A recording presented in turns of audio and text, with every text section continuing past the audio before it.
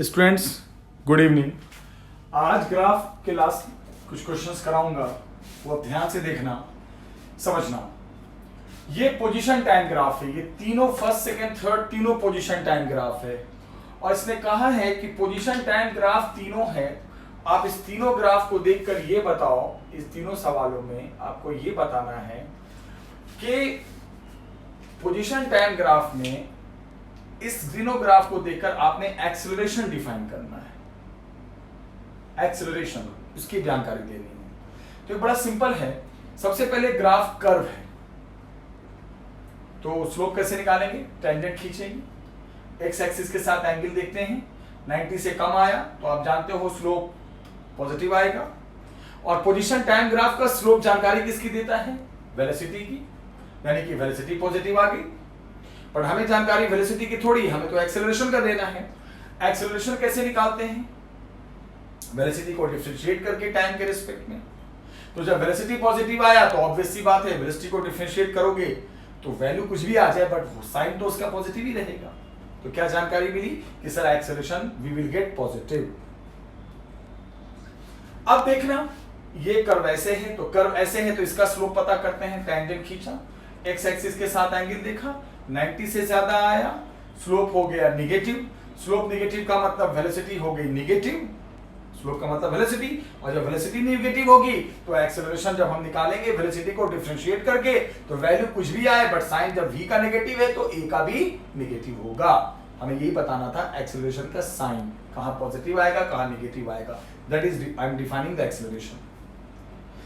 यहां देखो position time graph फिर है बट लाइन स्ट्रेट है, तो जब लाइन स्ट्रेट होगी बेटा तो स्लोप क्या होगा? जीरो होगा।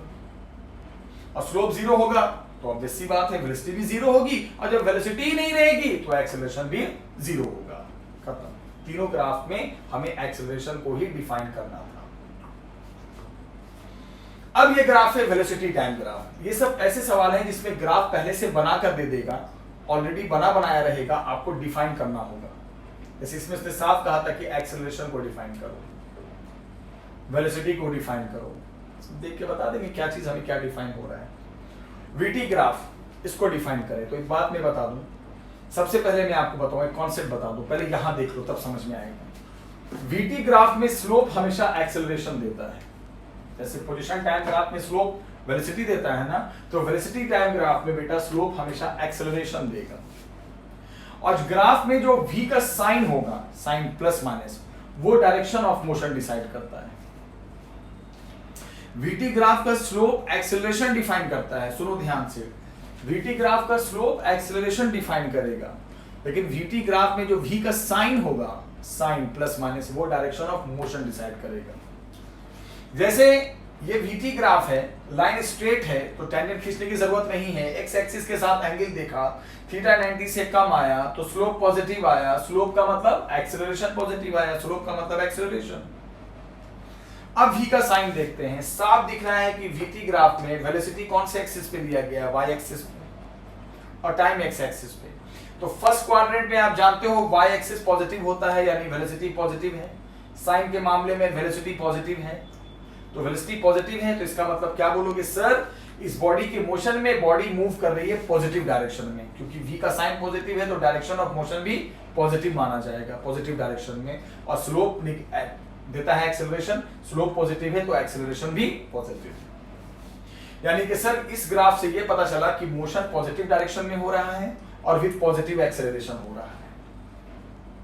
अब इस ग्राफ में देखो, इस ग्राफ का टेन खींचा आपने, वो एंगल के लिए आपने लाइन था तो सीधे एंगल देखा, 90 से ज्यादा, स्लोप नेगेटिव, स्लोप का मतलब एक्सेलरेशन नेगेटिव, मिल गई एक्सेलरेशन की जानकारी। अब v का साइन देखते हैं, v का साइन अभी भी देखो पॉजिटिव है, ये तो फर्स्ट ही क्वाड्रेंट है ना, और वेलोसिटी y एक्सिस पे है, फर्स्ट क्वाड्रेंट में y तो पॉजिटिव ही होता है, यानी वेलोसिटी पॉजिटिव है तो इसका मतलब डायरेक्शन ऑफ मोशन पॉजिटिव है। स्लोप एक्सेलरेशन का डिफाइन कर दिया और v का साइन मोशन को डिफाइन कर दिया, किस डायरेक्शन में होगा। यही बताया था ना मैंने कि साइन जो होगा वेलोसिटी का वो डायरेक्शन को मोशन को डिफाइन करेगा और स्लोप एक्सेलरेशन को डिफाइन करेगा। इस ग्राफ में देखो, ध्यान से देखो, ये भी वीटी ग्राफ है, लाइन ऐसे है, फिर एक्स एक्सिस के साथ एंगल देखा, फिर थीटा यहां भी 90 से ज्यादा आया, स्लोप नेगेटिव, एक्सेलरेशन नेगेटिव। चलो एक्सेलरेशन की जानकारी मिल गई। अब v का साइन देखते हैं, साइन तो देखो तो ये फर्स्ट क्वाड्रेंट होता है, उसके नीचे फोर्थ क्वाड्रेंट होता है, तो ये ग्राफ फोर्थ क्वाड्रेंट में आया, चौथे क्वाड्रेंट में आ रहा है, और चौथे क्वाड्रेंट में x पॉजिटिव होता है लेकिन y नेगेटिव होता है, और वेलोसिटी y एक्सिस पे है। यानी इस लाइन से ये पता चला इस ग्राफ से कि वेलोसिटी का साइन नेगेटिव है। स्लोप नेगेटिव तो था ही है, वो तो स्लोप तो एंगल से पता चल गया, साइन कैसे पता चला, वेलोसिटी कौन से एक्सिस पे, y एक्सिस पे, और फोर्थ क्वाड्रेंट में x पॉजिटिव होता है बट y नेगेटिव होता है, यानी वेलोसिटी का जो साइन है वो नेगेटिव है। तो क्या बोलोगे, सर मोशन नेगेटिव डायरेक्शन में हो रहा है और स्लोप नेगेटिव है तो सर एक्सेलरेशन भी नेगेटिव आएगा। स्लोप से एक्सेलरेशन के बारे में लिख देना, और v के साइन से ग्राफ में क्या प्लस में है या माइनस में है, या y एक्सिस में है तो प्लस y में या नेगेटिव y में, किधर लाइन जा रही है उसके हिसाब से v का साइन, और जो साइन वही मोशन की डायरेक्शन। ये भी vt ग्राफ है, इसमें लाइन ऐसे खींचा गया है।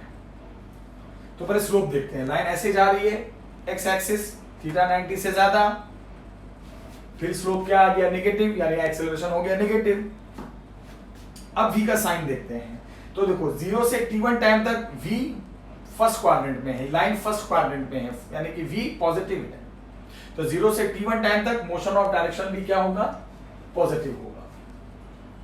फिर t1 से t2 टाइम में आप देखो कि जो लाइन है वो इधर आ गई, फोर्थ क्वाड्रेंट में आ गई, और फोर्थ में तो y नेगेटिव हो जाता है, यानी v का साइन अब नेगेटिव लेना पड़ेगा, लाइन नीचे आ गई, नेगेटिव y एक्सिस की तरफ चली गई। हम y एक्सिस को देखें ना, वेलोसिटी तो y पे लिया तो y का साइन देखेंगे ना, तो अब इस लाइन का y का साइन नेगेटिव तो v नेगेटिव, यानी t1 से t2 टाइम में v नेगेटिव, तो इसका मतलब direction of motion negative. Slope acceleration के बारे में डिफाइन कर रहा है, और v का साइन कहां पे वेलोसिटी प्लस में दिख रहा है, कहां वेलोसिटी नेगेटिव साइन में चली गई, वो डायरेक्शन ऑफ मोशन को डिफाइन कर रहा है। तो सारे एनसीईआरटी के पार्ट्स थे, अच्छे क्वेश्चन थे। अब बच्चे एक ऐसा क्वेश्चन दूंगा, इसमें आप ध्यान से देखना, इस क्वेश्चन में आपको मैं एक पॉइंट क्लियर करूंगा।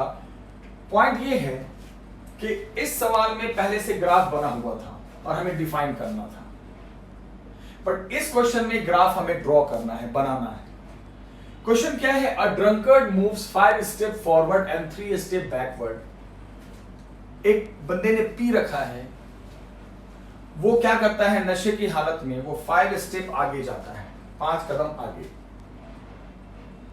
और फिर 3 स्टेप पीछे।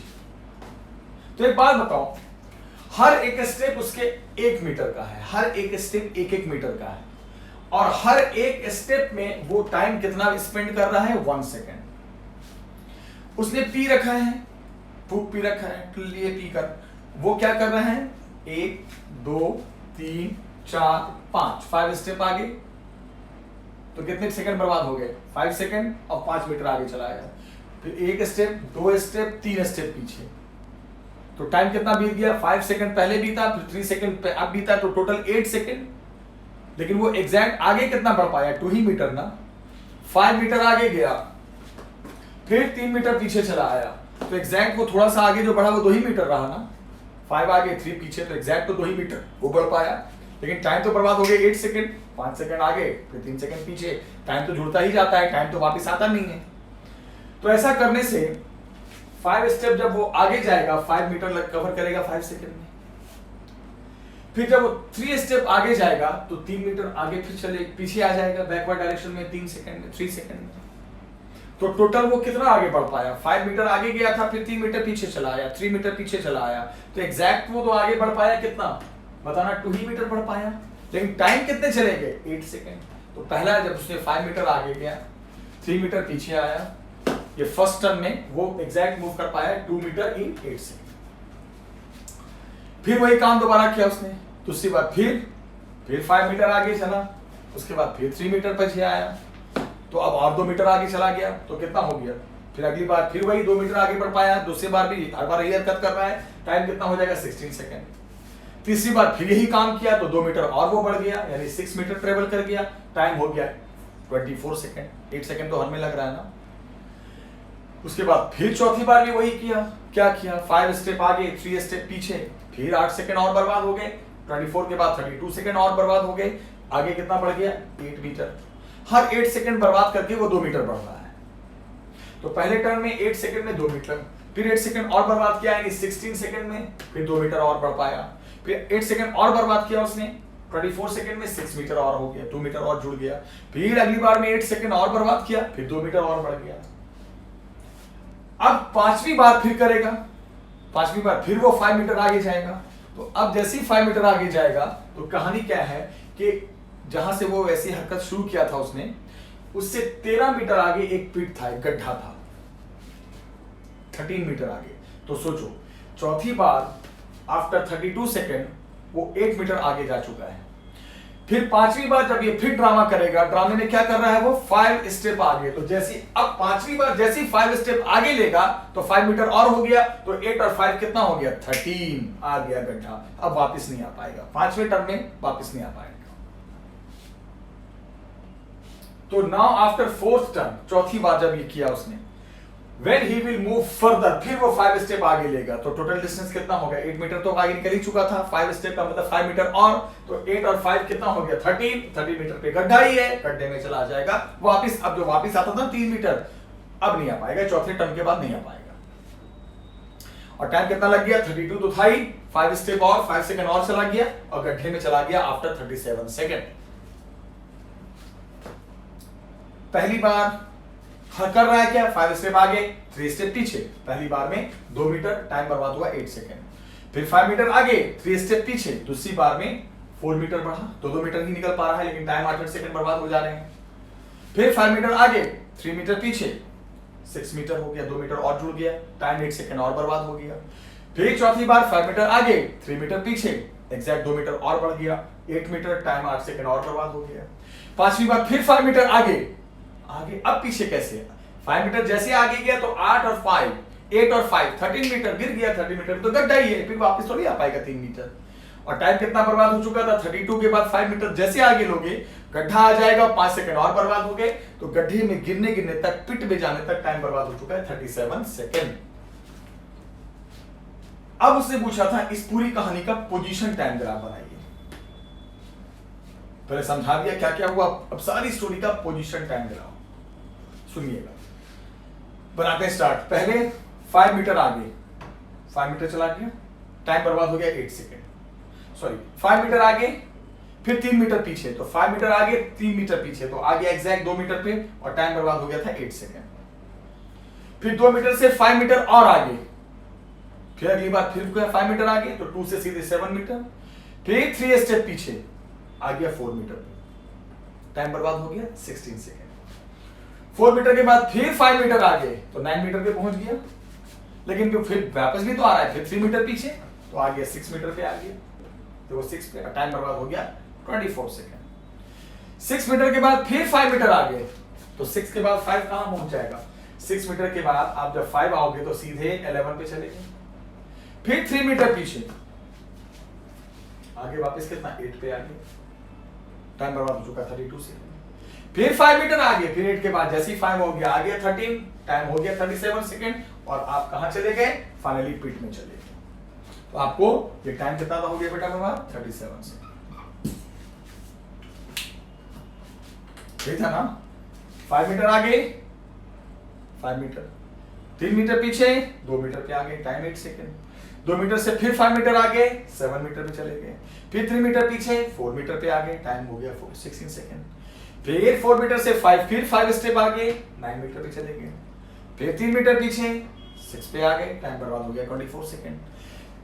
6 के बाद फिर 5 मीटर आगे 11 पे पहुंच गए, फिर 3 मीटर पीछे 8 पे आ गए, टाइम बर्बाद हो गया 32 सेकेंड। फिर 5 मीटर आगे 8 के बाद सीधे 5 आ गया 13 पे गड्ढा ही है, गिर गए, टाइम हो गया 37 सेकेंड। पूरी स्टोरी का ग्राफ।